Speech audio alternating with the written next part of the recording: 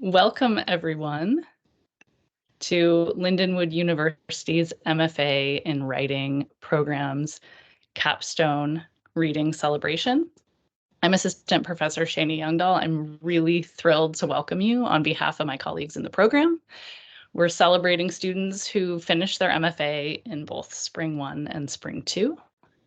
I'm going to start off with a little bit of housekeeping. So please ensure that your mics are turned off and remain muted unless it's your turn to speak.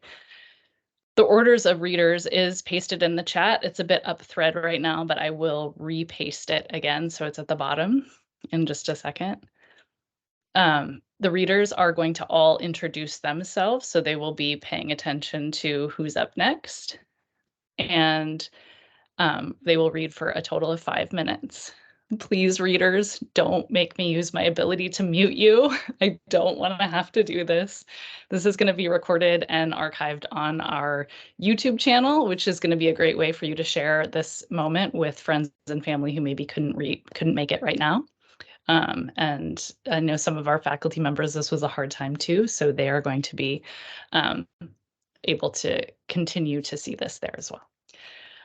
You may send congrats, cheers, and expressions of awe through using the chat feature, and I encourage you to do so. It's a great way to let your peers, friends, people you're here to support know that you are thrilled by the work they are sharing with us. Feel free to leave your cameras on or off as you feel comfortable. I will be working to spotlight readers as they are coming on. So I'm going to start with a little bit of thanks. A special thanks to Laura Vina, Callie Van Bailey, and Tony D'Souza for their work teaching the Capstone courses, ushering our students along at the end of their writing journey. We know the special effort for most of you to attend a synchronous event such as this.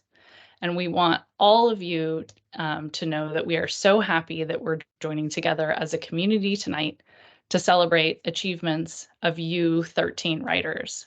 Completing an MFA is a labor of love, a commitment to the self and art. It's hard work, long hours at the computer, and sometimes long hours on walks, mulling over the workshop, trying to figure out that poem or that story.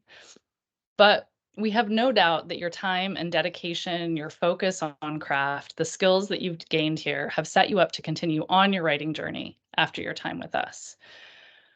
We hope you've had a wonderful time, that you've gained great skills, and tonight we celebrate you. Thank you for what you've brought to this program, and thanks to your families and friends who have supported you in this journey. Those of you who are here tonight supporting your MFA capstone readers, thank you. I know it's a lot of work to be a family member of a writer. Thank you. And finally, before I give it over to our first reader, don't forget about us, graduates, as you move on. Those of you who are local, if you are going to be attending the graduation event, I would love to get a group picture outside. People tend to gather outside. So the hall, and you all know what I look like now. So look for me. I'll look the same, except I'll be wearing my funny hat. My hair will be down. So our readers will start with Nancy Fowler, and after Nancy, the writers will unmute and turn on their cameras as they go down the list. And as I mentioned before, I will do my best to quickly spotlight authors as they come on. I'm going to, right before I give it over to Nancy here, repost in the chat for you the order of readers so that you have it. And now I should be spotlighting Nancy. Go ahead. Hi, my name is Nancy Fowler, and I live in St. Louis, and I'll be reading from my memoir called Unfit, How I Found. I'm sorry, I had a little interruption there. I don't know if you all heard that. I'll be reading from my memoir called Unfit, How I Found Myself But Nearly Lost My Children. It's about my divorce and custody battle in 1998, a time when the state of Missouri deemed gay parents unfit. And it also includes reflection about my earlier life. In 1956, the year I was born, Psychologist Evelyn Hooker presented to the Convention of the American Psychological Association her paper, The Adjustment of the Male Overt Homosexual. It detailed the result of the Rorschach and other psychological tests Hooker administered to heterosexual and homosexual males.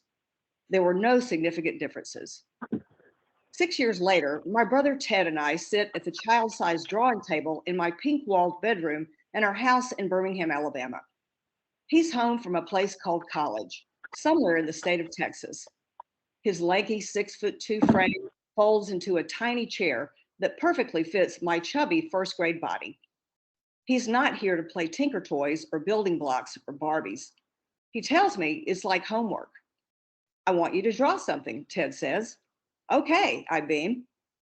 Ted is the child of my mother, but not my father, an adult, but not a parent, a brother, but only half brother, half magician.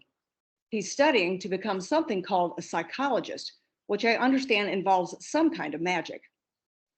He looks at me the way my mother looks at him, adoringly.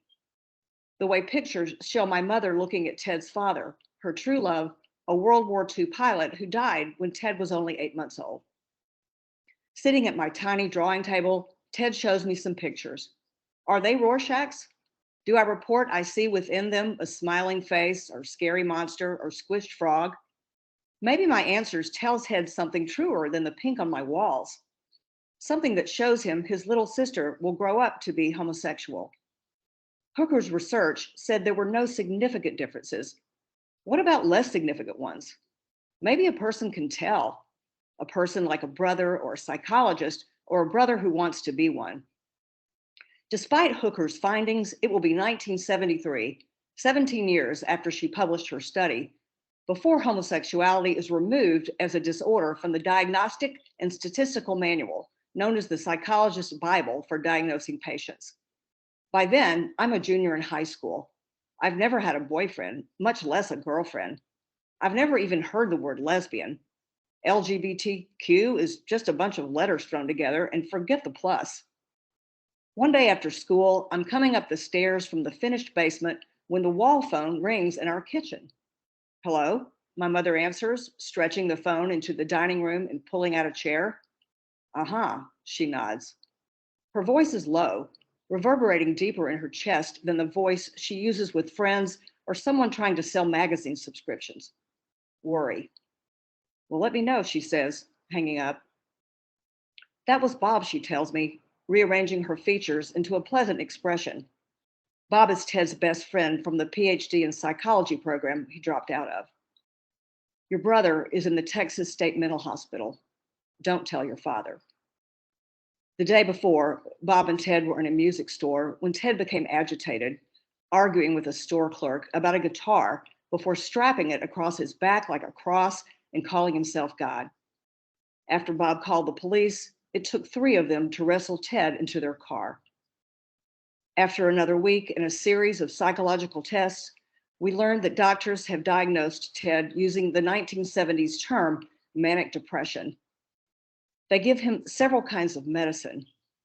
Once released, he refuses to take them. Even so, it doesn't take my mother much time to figure out the bright side. I nod along when she sighs. At least, he's not a homosexual.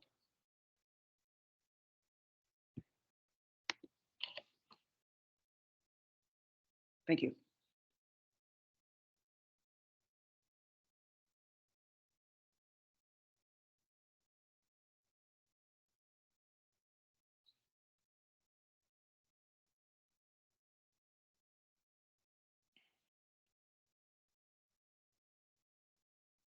You want me to jump on it?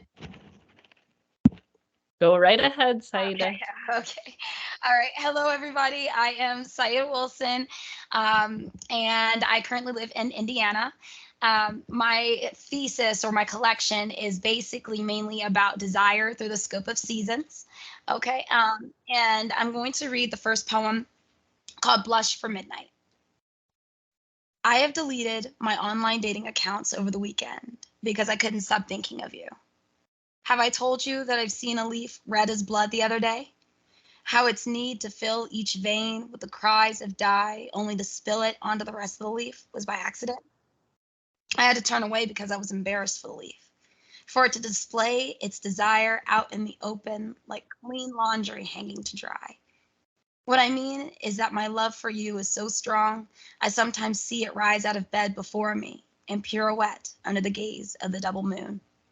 And all I can do is sit back with a scent of citrus on my fingers and sigh bigger than the room I'm in.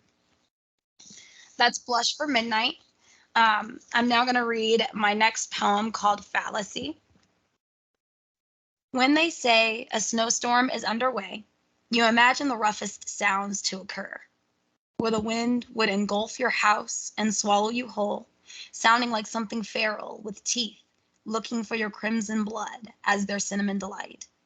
But a snowstorm is quite the opposite phenomenon, where it's quiet in its demeanor. Each snowflake lands softly on the ground as if asking for your permission to be there, and they tiptoe on your doorstep, offering a tangerine from their hands. And as you lean in to look, there's frost on its peel. And the last poem I'm going to read tonight is Merlot. Even though I'm dancing with him, I'm imagining it's with you, with your rough hands made tender, twirling me around, and your arms locking me into place where I should be. As I stare into the cocktail of lilac and rouge lights, I think to myself, won't you take my hand instead? Thank you.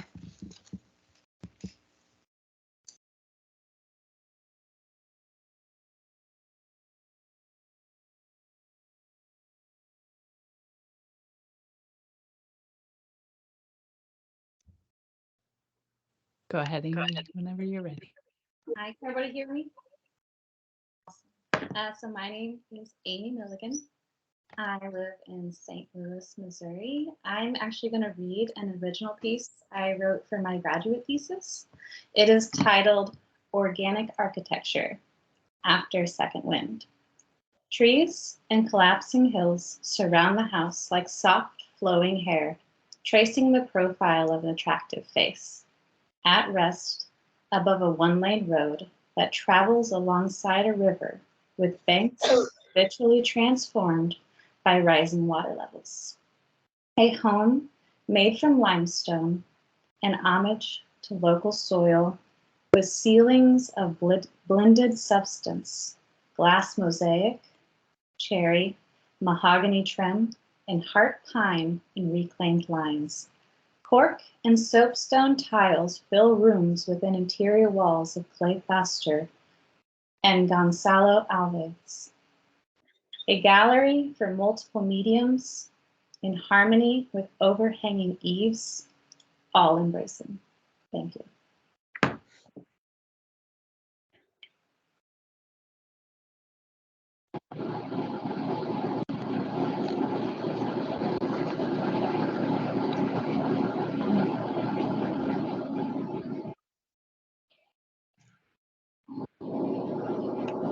Should I go now?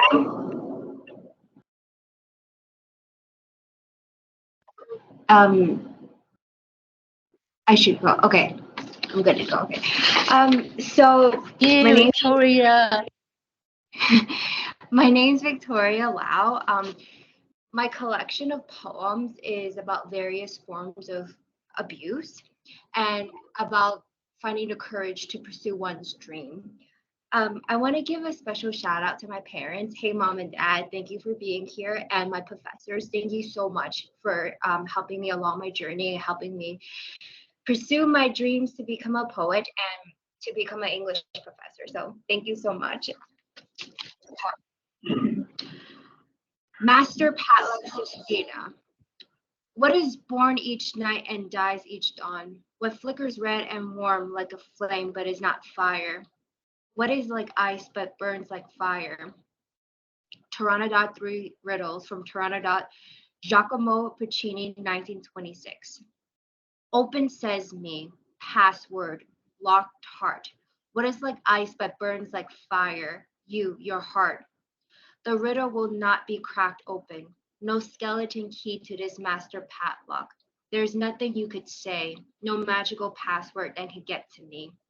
You think you know me? What flickers red and warm like a flame, but is not fire, blood, your heart. Pass the word along. All who fail will meet their end in an open casket. Have your pick, I say, lead, silver, or gold. Your fate is locked. Reading John Locke is hard, like trying to unlock me. There's nothing more to say. What is born each night and dies each dawn? Hope, your heart. I know you're kind like an open book. Your passes and sticky honey words. But if I pass, do I have your word sealed with a kiss, lip locked, mouth open? Just you and me. Have a change of heart. What do you say? Listen to what I have to say. There's no password into a broken heart. My choice not to be locked into wedlock. I choose me. My eyes wide open.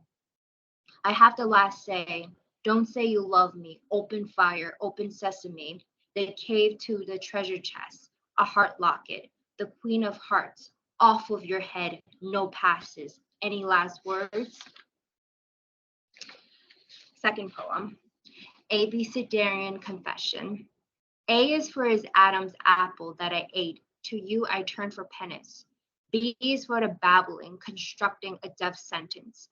The envy that fueled me to steal your flame, your match made in heaven, for 7 minutes in heaven. G is for my gluttony and greed, listening to his hisses. He whispered, ignorance is not bliss, chose wisdom sealed with a Judas kiss. My lust for love, murder, a blood honeymoon. My 50 sisters and I killed 50 grooms, condemned for the blood spilled, of endless water vessels to refill. And my narcissistic selfies. I fell in love with my idealized doppelganger, my dependence on the kindness of strangers, the onerous tasks and the ass undoing my hard work behind my back, opening Pandora's jar, the inability to swallow my pride, the pact I made with the devil, pressing flowers, draining like Queen Anne's lace, my Instagram feed, the black mirror who told me another woman had a prettier face. And now I am forced to dance in red hot iron shoes. I once cheated on a trig test, pegged as a sloth, but had a learning disability untreated. Couldn't figure out the value of sign or the value of me and thought I was ugly as sin. Sailed off of a guy with a Sinbad tattoo on his father's yacht. Took a wrong turn to Sin City. Swan dived into the burning lake, skinny dipping. Then he sold me out for 30 silver bullets. Like an Amazon package with free shipping, I was out for delivery. Tantalized with the grapes and water I can never reach. For feeding rotten baby carrots, baby cabbage, and baby breath to a bunch of leashes. Cursed to keep rolling on a large rock up a hill in the underworld. Sweat wiped by Veronica's veil, the werewolf's wrath. The sins of Gen X becomes the sin of Gen Y. Bless me, Father, for I have sinned. My last confession was years ago. An easy pass to cross river Styx. Don't turn around, just roll. Quran rolls. I just want to thank Professor Pryor. I wrote my last poem in his class, and my first poem I wrote in Professor Ty's class. So thank you, professors, for helping me. By the way, both poems are going to be published this summer in a literary magazine. Thank you so much. Well done, Victoria.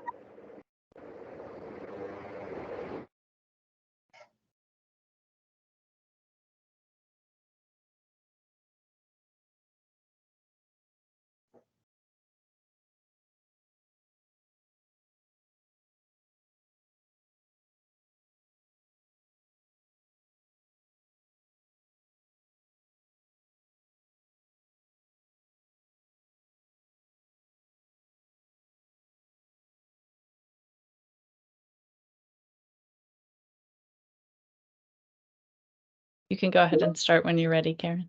Okay. My name is Karen Sleeth. I live in Durham, North Carolina, and my favorite food is Southern fried chicken. This is an excerpt from my novel entitled Flight of the Carolina Wren, about a 48-year-old author struggling to reconcile disappointments with her life, family, and career. Chapter 1. When Aaron stood on the dining room chair to drop the top window sash, there was a truck backing into the lane across rural Route 12. No one had lived in that house since Papa delivered for Yarborough Furniture, and Mama had carried Dora on her hip. The sash dropped and the cool breeze caressed her face and lifted the hair from her sticky neck. Aaron inhaled deeply, satisfyingly, and was whirled into memories of past summers sailing on the Sound at Harker's Island. Just as quickly as she set sail, though, Papa's rusty voice slammed her back into the stifling house. "Wren, close that window. There's a cold draft coming from that room." He was always cold, even on the hottest July in North Carolina. Before she died, Mama often complained that he had water instead of blood in his veins. "I'll shut the door," but she wouldn't shut the window. It was hotter inside than out. Sometimes she tempted Papa outside to sit in the sun to air out the house. But today was a bad day. Everything made him mad, and he wanted everything now. She'd already made 2 trips to Boyd's grocery store for him, one for orange sliced candy and one for Coca-Cola, and then 1 trip to Hyatt's Hardware for many bungee cords, which she had no idea why he wanted those and didn't want to know. She either couldn't find what he wanted or brought back the wrong thing. "Papa, there's a truck just pulled into Stephen's house. Was it sold?" She went out the door, sat on the glider, and through the living room window looked in at Papa fiddling with the controls on his new electric recliner. "I never heard. That place has been empty since Roby died. Must be, what, 35 years? Papa opened the drawer on his side table and pulled out a lighted magnifying glass. "I was 10, so it would have been 38. Erin fanned herself with a sail paper as she slid the glider back and forth. Papa was laying almost flat now and furiously punched buttons until he was upright again. He threw the remote and magnifier on the end table and dislodged an avalanche of papers that slid to the floor. "Can't nobody live in that old place. Half the squirrels in the county and who knows what else are probably nesting there. They ever figure out what happened to his wife? What was her name?" "Her name was Irene." Papa's voice softened and his eyes fixed on something distant. "Irene Myers. Well, Irene Stevens when she married Roby." "Well, did they ever find her?" Papa struggled to his feet and wheeled his walker into the kitchen. She heard the familiar sounds of coffee making. Coffee on a day like today," she said and shook her head. Standing, Erin jumped at her distorted reflection in the glass pane. The window Erin appeared to be entombed in a dark hole. It unnerved her. She slowly backed away, watching her image shrink, and with a shudder dashed inside to resume cleaning. Thank you.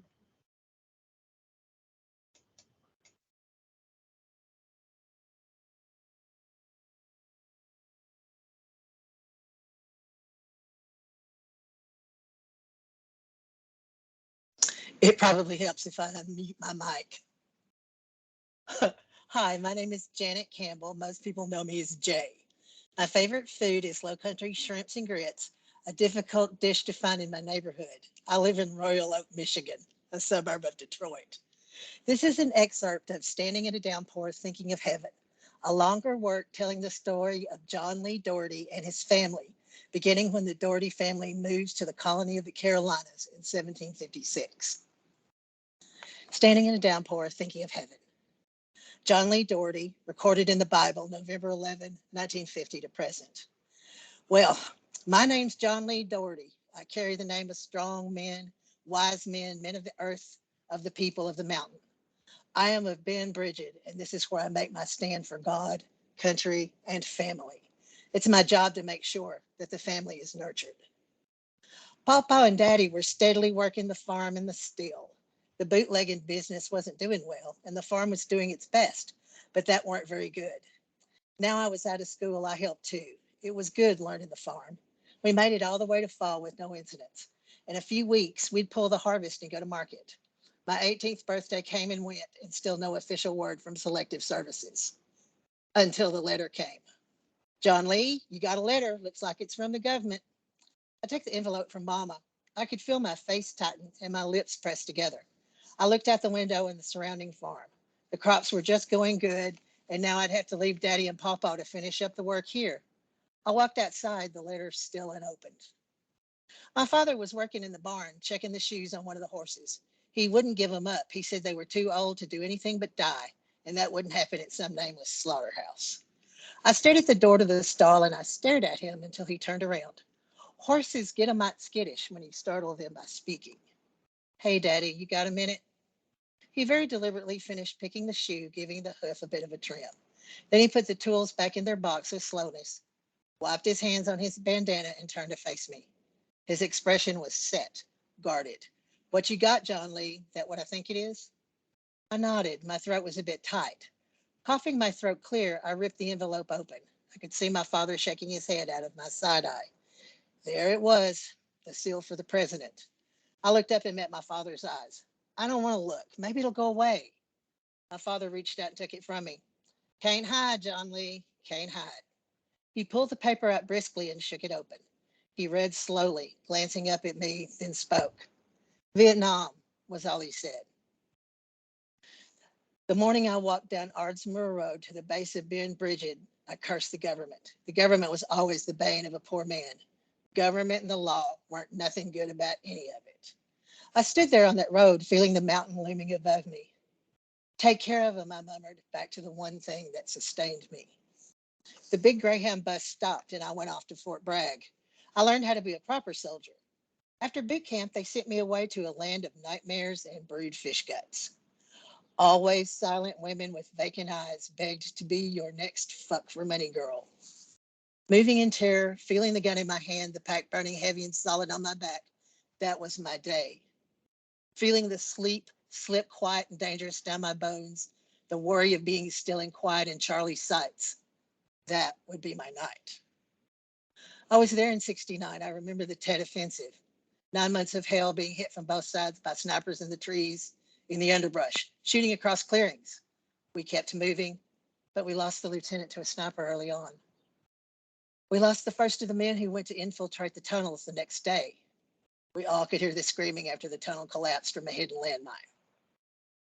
I could hear all the screaming over and over.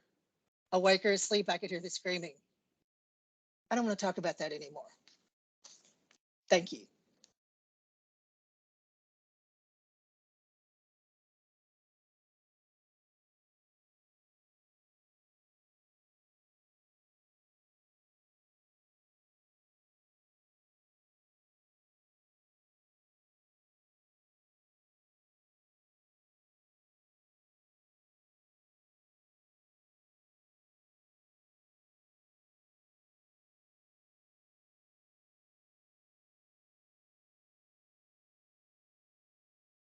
Is Rachel here? Rachel McBride. I thought I saw her come in. Okay, so we'll skip to Faye. I'll get you spotlighted here. Hello, everyone. I'm Faye Ellen Armitstead. I go by my middle name, Faye. And I live in Seattle. And my thesis covers themes of lost love and expat experience. It's a collection of poems. I'm going to read my poem, Souvenirs. We didn't take a picture that day in Aswan. You in a linen dress and a straw hat, asking if you could be Agatha Christie and laughing. But I see it still at the edges of old memories. And that's where you stay. But back then, it was all your lips at the edge of a champagne glass, your words echoing mine in a teasing tone, standing on the dam but missing the symmetry. At the hotel, talking about spilt blood. But what was it we did, if not that? And much later, a snapshot in some other harbor, against a backdrop of ships from another time, with a man you may love. Fitting, because what did we leave behind besides splinters from something greater? And what are you, if not an anchor, pulling the future closer to the past? Thank you.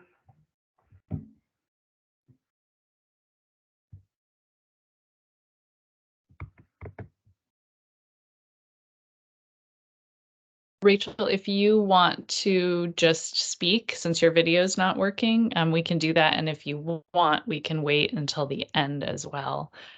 You can pop an answer into the chat or unmute if you're able to connect that way. I don't want you to miss out just because your video is being complicated. I know that works. I'm so glad you're here.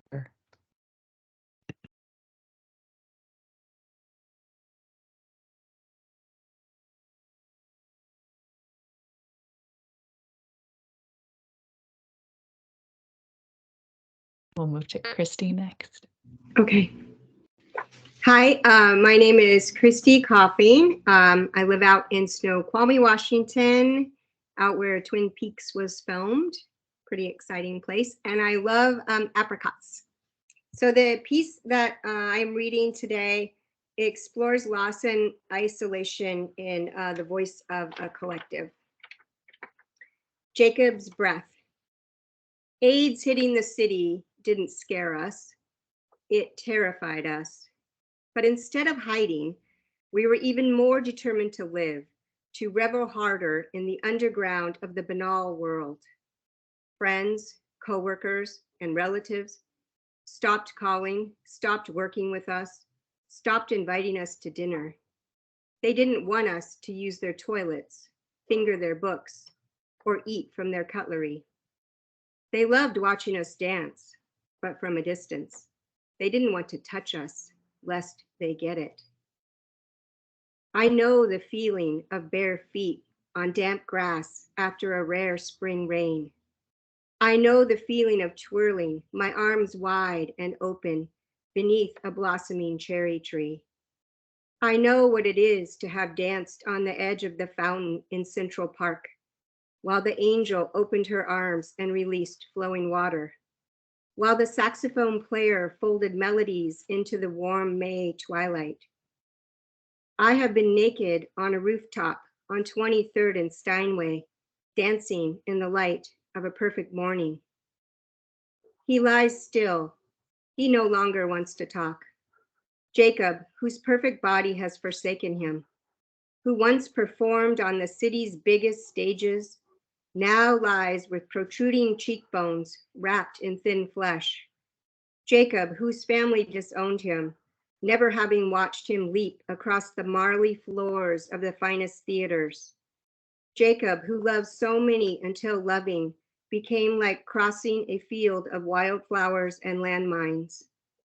Jacob, whose eyes will close to the New York City skyline and whose belongings they will put on the sidewalk because no one will want anything that's left behind.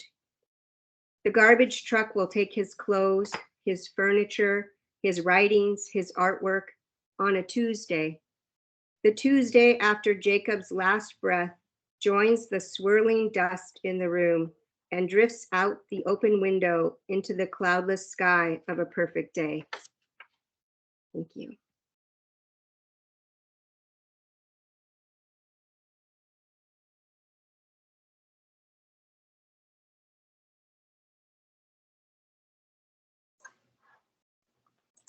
Hi, everyone. My name is Michael Heffernan.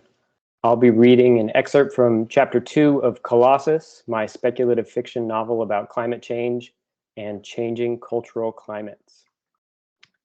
They met me at the door, an assembly of 13 old folks, all Marshallese, all current residents of Springdale. They were a little hunched in their baggy clothes, a few leaning forward on a cane or a walker. One woman, Miss Collins Wobble, was lowered from the back of the residency's van in her motorized chair. The driver from the residencies nodded at me while he worked the handle to return the chairlift to its original position. The accompanying adult children, 2 men and a woman, all about the same age as my parents, stood beside their own parents. One part of me wanted to hug them all like they were lost relatives finally come to visit, but the other part, the part that was twisting in my stomach, told me to run far away. Dr. Evers suggested I prepare remarks and to consider them part of the orientation. Sal said it would be a lot like guided meditation, framing me as their psychic tour guide. I welcomed them inside and assembled them in the corner, Annie and Gabe serving as my ushers. The chairs along the wall squeaked on the hard floor and echoed in the empty hall. Pastor John returned at the sound of the commotion and took his time shaking the hands of all the old folks in their chairs. One of the adults, the son of Mr. Ricklon, asked Gabe and me if our dad was coming. He seemed pleased when we told him yes. My hands were still trying to tremble, so I kept them in my pockets. This is quite an assembly, Pastor John said. He stood beside me, looking at the small congregation. Are your parents coming? They'll be here soon, Gabe said, answering for me. But we should probably start, right? I said, looking at Gabe and Pastor John. They both turned their heads slightly, leaving me to answer my own question, because really, it was mine alone to answer. Hi, guys, I said instantly. My hands shot out of my pockets and I raised them up to greet the old folks before me. It's so great that you're here. My auntie and my parents are coming soon, but they've heard me talk about this project of mine all holiday. I hope you guys had a good Christmas. Yeah, we did. I know that. I looked over to Gabe and Annie and they nodded at me. Pastor John smiled and clasped his hands together. And thank you to Pastor John for letting us use the space of First United. I know many of you were at the service yesterday, and I can't tell you how much it means to have you here today. What we're going to do is really important. I think it's really important. The virtual reality program that we're using today isn't just about seeing, it's about remembering and helping those memories take shape. One of the things I love about visiting home is seeing Auntie and hearing her stories, but they always feel so far away. With this virtual reality program I've designed, I'm going to blend your memories and make a more complete picture of the islands and the atolls we all loved. I turned my head to the sound of the opening door. Dad waved apologetically and I kept talking. Through my words, I tried to give him a look. I tried to beam my question at him, and he shrugged in response, knowing he had no answer to lift the staggering weight of it. I have a few more technical things to get ready, but my brother and sister have some snacks for you to enjoy, and they'll let you know about the order. I rushed off into the room, closing the door behind me. I pressed my hands against the broad desktop, looking beyond the monitors, staring at a smooth length of cable that ran from my terminal to the headset. The room was darker than before. The voices of the old folks pressed muffled and low against the wall. I called Sal. My auntie's not coming. Are you on the network? Can I see the final build? Are you listening? I said, lifting the dangling black cloth to peek at the illuminated white birds behind it. If I don't get her baseline, I'm frozen. If you're not on the network, that's fine. Did you pack the auxiliary drive I gave you? Yeah, I think so. I patched something before you left, but didn't get a chance to integrate it into the build after you went off the network. It covers the baseline. It's retrogenerative. That doesn't make sense. I can explain it later. Do you want a savior or do you want to debate my code? I can't use your code. It has to be my code, I said, pulling up my data prompter on the main monitor. What about the isometric shading overlay I gave you? I mean, I said, blushing, you helped with that, but it was attached to my code. So let this be attached. I felt a warm rush of energy cut through my body. Sal was a soothsayer, and I was the easy mark. I kicked open the container housing the auxiliary and storage units and saw the drive. It was labeled SA1. I can still get Auntie's record. You won't need it. The other should provide enough neural data, and the retrogenerative processor on the drive will compensate for any gaps or impurities in the image fold. I want it. Then get it. Break from your linear design, Jenny. I can modify you a home kit if you want to route the tech back home before the van is programmed to return. I want to tell you something, but don't let it go to your fat head. My head's not fat. You're saving my ass. I know, and I love you for it. You better. My heart thumped with an equal beat to the knocking on the door. Jenny girl, Dad said, booming. There are 2 women here to meet you. Are you ready to start? I sensed that Susan Elmore and her special guest were standing right behind the door. I told Sal to hold on, setting the phone on the table. I could already hear the clack of their keyboard working on the HomeKit mod. I opened the door and introduced myself to Susan Elmore's guest, recognizing her instantly. Miss Anna Koji was a Marshallese artist, mother, and climate activist. Her most famous work, the one that gained her an invitation to the White House the year before I was born, involved living in a house constructed of glass and ice. Along her short brown forearms, I saw the scars from where the ice melted, collapsing the second floor and dropping her through a glass support beam. The whole experience, housed in a studio in Costa Mesa, California, was live streamed to a global audience the week before UN's COP34 events in Christchurch. It's a pleasure to meet you, Miss Androck, she said. She offered me a hand to shake, and when I felt it, it bore the same coarse feeling of my mother's hands. I hope we didn't miss the demonstration. No, not at all, just a few more minutes. And where's your great aunt Jennifer? Susan said. Your namesake, I presume, Miss Anna Koji asked. After the ice house, she retired from public displays of art and commissioned a catamaran to sail her from Long Beach to the atolls stopping over in Hawaii every other year as a sort of witness-bearing pilgrimage, marking the ocean's rise. She's not feeling well. Oh, I'm sorry to hear that, Susan said. Well, the show must go on, yes? I nodded and waved Gabe and Annie over. After quick introductions, Annie played the hostess and sauntered the two around the waiting area. I dragged Gabe into the conference room and shut the door. What the hell, Jenny? Is there something wrong with the program? Auntie's not coming, so I have to go to plan B. He pointed at the drive on the desk beside my phone. I picked the phone back up and asked Sal how the home kit build was going. They didn't reply. Who's that? Just stall for me, I said to Gabe. I need a few more minutes and we can start with Mr. Ricklon. He walked closer to the monitors and tried to make sense of what was on the screen. Maybe he had a solution, one that didn't involve Sal's borrowed backup, but my time was too precious to expose the guts and attempt a hasty rework. I peeked outside as he left. Dad sat with Miss Anna Koji and Susan, smiling like Mr. Jolly. Sal coached me through the integration, ignored my questions about the remote Christmas celebration with their family in Lufkin, and ended the call with 4 words of blistering sincerity. I believe in you. Thank you.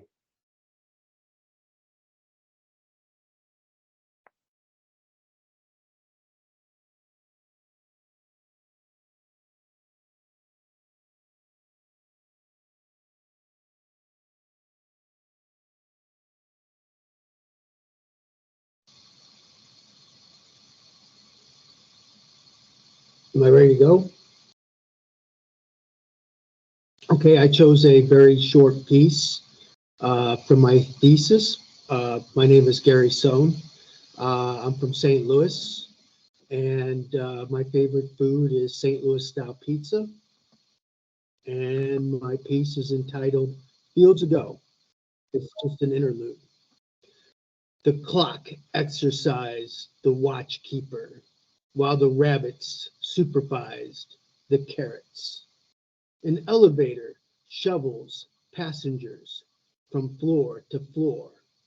A veil keeps clean outside appearances, like spaghetti noodles hidden behind its sauces.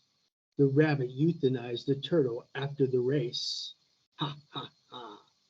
A noodle secures my belly as a meatball lingers in the field. The clock delivers strawberries for the cold refrigerator. That is it. Thank you very much.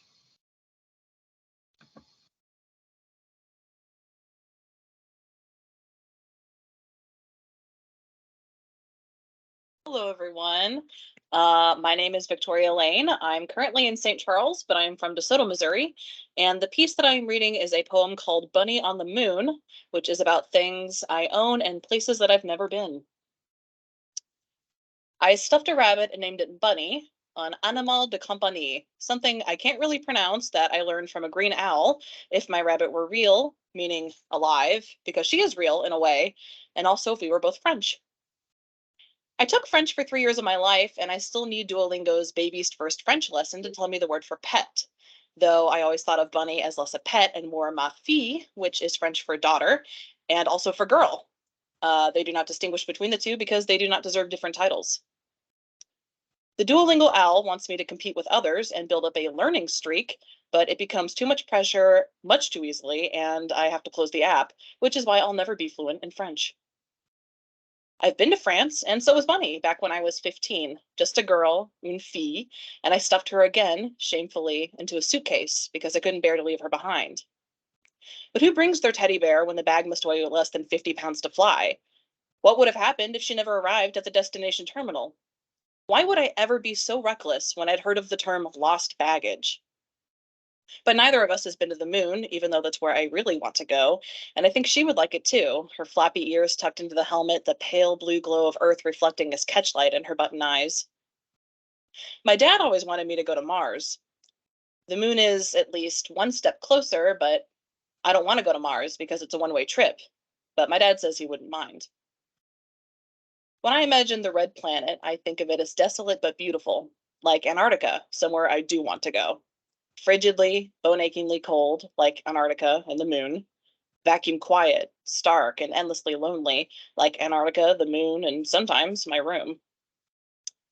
I might someday go to Japan to see my good friend who has become less good of a friend, not because she's not as good or as friendly, but because we have been apart for so long, separated by time and water and land and invisible borders, which are made visible by checkpoints and my passport and the price of a plane ticket. I don't think I'll ever be able to learn her language. I've never been to medieval times as in ye olden days, but I have been to medieval times the restaurant, a model of something that has not existed since the real medieval times, a model of something medieval people probably didn't find nearly as interesting or as romantic as we do. They might prefer modern times, maybe even modern times the restaurant, where they eat more than bread and bread soup and have running air conditioning, television, and the ability to read the menu. I think people glorify the medieval because we all imagine we'd be nobility, rich, white, and free, and also because we sometimes confuse it with the Renaissance. But pardon me, I'm no exception. I've always wanted to try perpetual stew. And I bought a model of Excalibur peeking out of a red-dyed lab-created rock for 20 modern American dollars in the restaurant gift shop, and I found that the sword was glued in. I have a ring on my finger from a dead woman that I've never met and who no longer has a name, when her children sold her things, leaving a one-of-a-kind ring at an estate sale. A jeweler bought her jewelry in bulk, and I saw it in a pretty display. Her vision that created that ring and her name that commissioned it lost, but the ring here remains. The other rings on my fingers are from dead women too. These rings are just costume jewelry that no one else wanted, that I claimed to because of the need to hoard and scavenge and to never throw anything that is a piece of someone away, like a dragon that finds meaning in everything, and it's become a problem. The rings spend most of their time crowded in a box, locked away, no time spent making the world a prettier or a more interesting place, and no time spent keeping the women who once owned them with us, but at least I remember their names. If I were an astronaut and I were made to go to Mars, I would smuggle my stuffed rabbit within my spacesuit and let her look out the little window once we left the atmosphere. Like a pirate ship porthole, her view through the spaceship would be a portal to another world, the one that we were leaving behind. But do stuffed rabbits even want to go to the moon? Or did I project that dream onto her, my little bunny, ma fille, when, if she were alive and free, she'd rather use her soft paws to dig deep down into the earth, hold on for dear life, peer up into the night sky, and with unobstructed view watch the moon from afar. Thank you.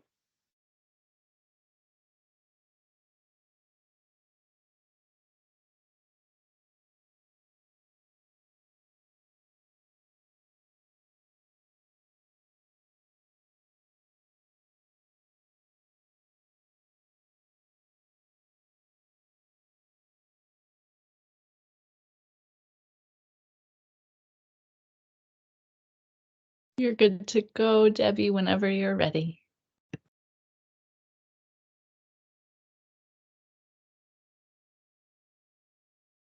Is my mic on? Okay. My name's Debbie Burkhart. I'm coming to you from Major County, rural Oklahoma, where I've retired to. I'm reading the very beginning of my story, which is part fiction and part memoir. It's a historical novella set in 1966 and has a background or a backdrop that weaves throughout it of the Vietnam War. Becky, look, I was standing in Grandma's kitchen with the refrigerator crisper pulled open. In it were two bright yellow orbs. We can always count on Grandma. Lemons! Becky hopped forward and grabbed one. Mom says they'll rot our teeth. Mom's not here. I shut the door and pulled a sharp knife from the drawer, cut the sour fruit in half, and gave one half to Becky. She grabbed the salt shaker, and we both ran up the stairs, hardly pausing to push aside the blanket that was hung to block the cool air from the old water cooler from being wasted on the upstairs rooms. We both sat in the middle of one of the two guest beds.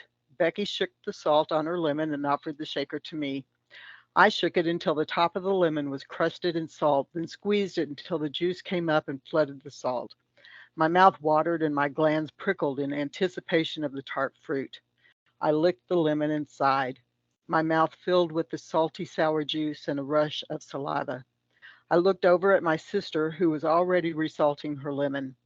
I grinned at her. We sat together, sharing the salt shaker and licking every last drop of juice from our lemons. You want to see if we can find enough bottles to buy a pop? I said. Sure, I'm thirsty now, Becky said as she shook more salt on her lemon. Let's check the kitchen. Grandma might have some empties. I squeezed the last of my juice from the lemon, turned it inside out, and ate the pulp. You done? Almost. Becky followed my example and turned her lemon inside out. In the kitchen next to the trash can sat a carton with 3 empty Diet Right Cola bottles. Hey, we can use the carton to carry the ones we find.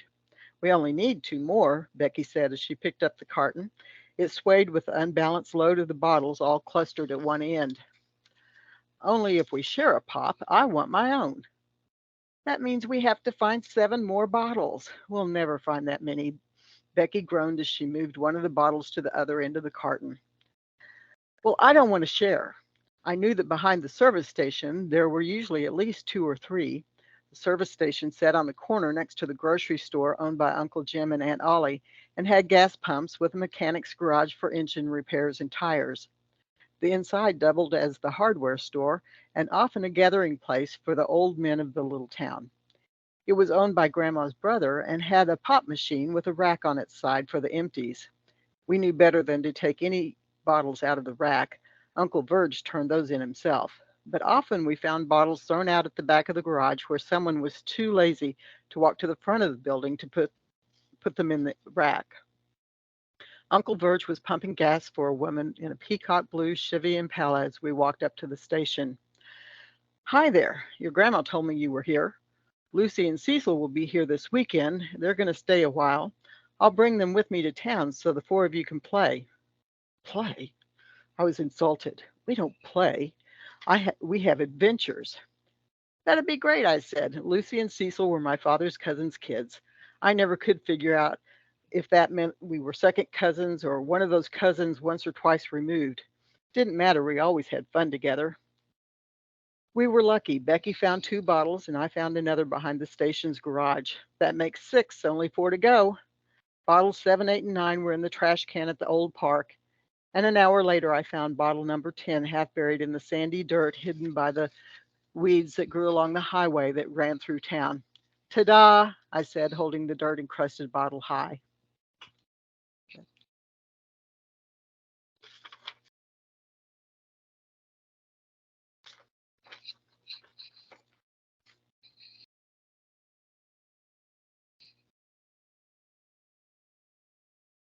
That was wonderful, everybody. Let's see if Rachel, are you able to share your voice with us at all? I know you were having trouble joining with video, and I don't know if you're able to share your voice also, but if you are, please feel free to just unmute yourself and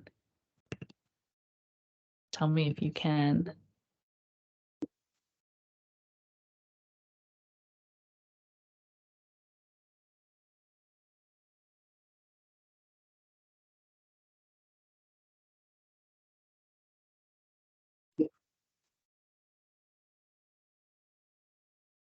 Well, it looks like, unfortunately, it looks like Rachel is not in the meeting right now. So that was wonderful. It was so great to see you all and to hear your words and to hear the variety of work from all of you. It was really lovely. So on behalf of the faculty of the program and the MFA in writing, and with our thanks to the College of Arts and Humanities at Lindenwood University, I suppose we can end this meeting. So thank you all so much. I will turn off the video if anybody needs to stick around for a minute after that to say some verbal thanks. We can have a few minutes for that as well.